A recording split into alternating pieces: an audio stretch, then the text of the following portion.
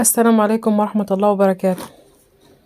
ده فطرنا، كنا عاملين سمك هنعمله مع بعض، وهنعمل سحور وهنعمل سحور تاني كمان.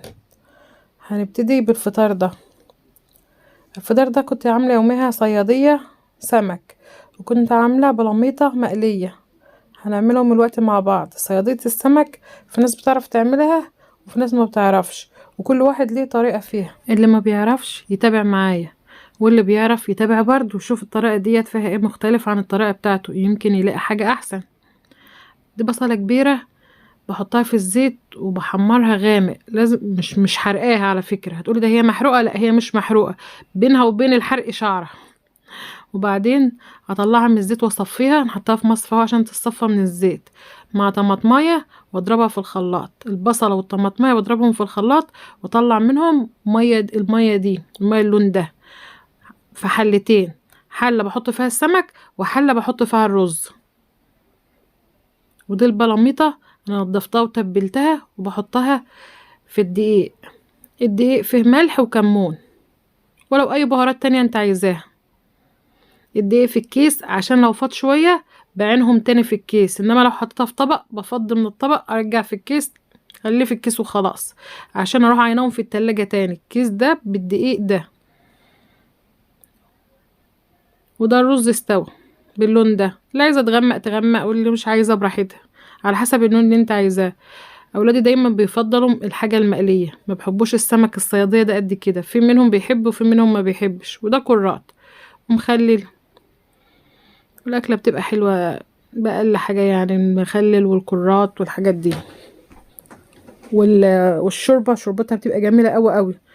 انا بحط الشوربه بتاعتي في ليمون وبحطها في كوبايه، بحط عليها ليمون وبحطها في كوبايه.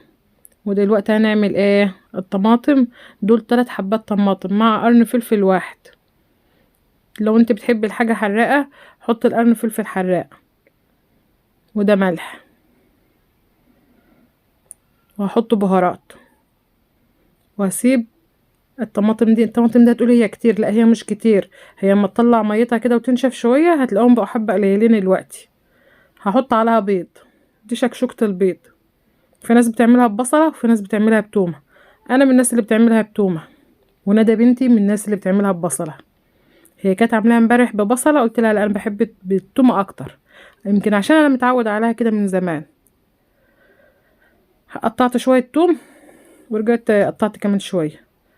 وده بعد ما استوى حطيتها على النار شويه لما اتسبكت شويه، وبعدين حطيت عليها البيض.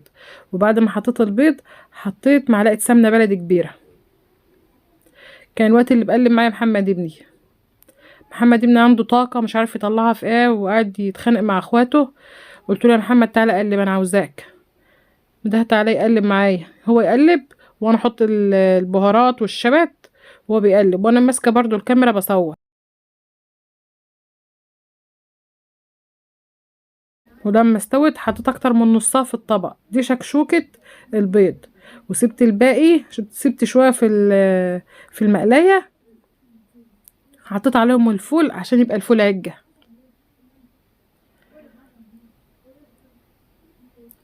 جربوا الفول بالطريقه دي. انتوا بتعملوا شكشوكة البيض بالطريقه دي ولا لا؟ اللي عندها طريقه تانية برضو تعرفني. بس جربي الفول بالطريقه دي هتاكليه ومش هتسيبي منه اي حاجه. حطيت على الفول برضو معلقه سمنه بلدي. ما تنسيش تظبطي الملح والبهارات، وما تنسيش برضو تحط لايك وتعملي الاشتراك، واللي ما اشتركتش تشترك وتفعل زر الجرس عشان يوصلك كل جديد. وتقولي لي ايه رايكم. اللي فيه حاجه ما بتعجبوش يقول له، اللي فيه حاجه اتكلم معايا بكل صراحه. انا بحب الراي والراي الاخر. وده كان السحور بتاعنا. استنوا ما تمشوش، في حاجات تانية لسه هنعملها في الفيديو ده. هنعمل بطاطس المكمورة. جبت 3 حبات بطاطس وحطيت شوية زيت صغيرين. طريقة البطاطس بالطريقة دي اقتصادية جدا، مش بتحط فيها زيت كتير.